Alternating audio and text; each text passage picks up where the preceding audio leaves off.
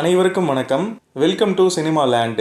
இன்னைக்கு நம்ம பார்க்க போகிற படம் கிறிஸ்டோபர் ப்ராக்லி இயக்கத்தில் நிக்கோலஸ் கேஜ் நடித்து சமீபத்தில் வெளியான ட்ரீம் சினாரியோ என்ற அமெரிக்கன் பிளாக் காமெடி ஹாரர் படத்தின் விமர்சனத்தை தான் இன்னைக்கு நம்ம பார்க்க போகிறோம். முதல்ல இந்த படத்தோட ஒன்லைன் ஸ்டோரி சொல்லிடுறேன்.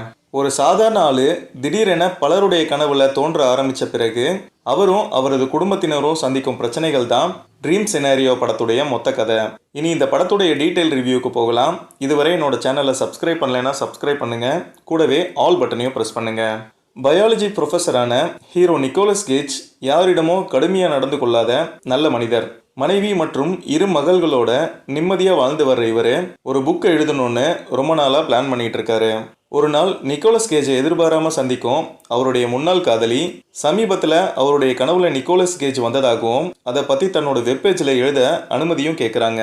ஹீரோவும் ஓகே சொல்ல நிக்கோலஸ் கேஜ் ஃபோட்டோ மற்றும் அவரது ஃபேஸ்புக் பேஜ் லிங்கோட கட்டுரை பப்ளிஷ் ஆகுது. அதுவரை சிலரின் கனவுகளில் மட்டும் வந்த நிக்கோலஸ் கேஜ் இந்த கட்டுரை மூலமாக பலரின் கனவுகளிலும் வர ஆரம்பிச்சு ஒரே நாளில் பெரிய பிரபலமாகிறாரு. இதை பயன்படுத்தி பல நிறுவனங்கள் இவர் மூலமாக சம்பாதிக்க முயற்சி செய்கிறாங்க. ஆனால் இவர் தன்னுடைய புக்கை பப்ளிஷ் செய்வதில் ரொம்ப கவனமாக இருக்காரு.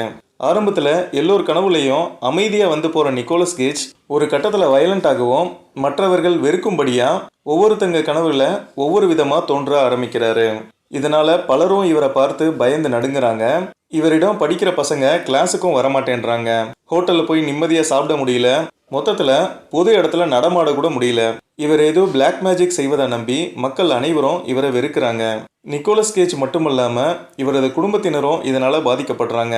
ஒரு கட்டத்தில் இவரது குடும்பத்தினரும் இவரை விட்டு பிரிஞ்சு போகிறாங்க.